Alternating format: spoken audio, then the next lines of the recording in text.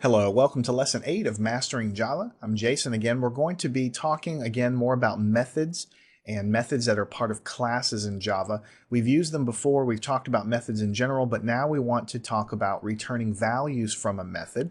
We have actually already done this in the first couple of lessons here in this volume of Mastering Java, so you should already be familiar with returning values from a method, but now we're going to combine that idea with using the classes, and so just kind of inch our way forward. So we're going to basically talk about modifying the code from lesson number 7. So lesson number 7, you should already remember, we had the aircraft class.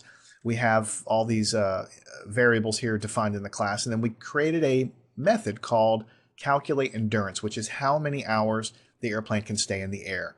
And so we created a local variable, we calculated the endurance, and then we printed the output to the screen. But now we want to change it, and we want to make it so that instead of printing it to the screen, we actually return the answer back up to where this method is being called from.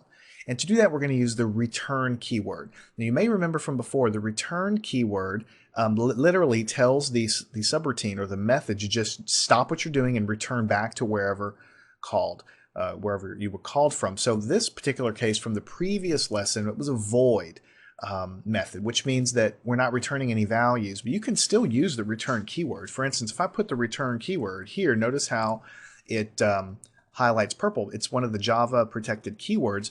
Whenever the subroutine gets down to this point to the return keyword, it stops and it goes back to where it was called from.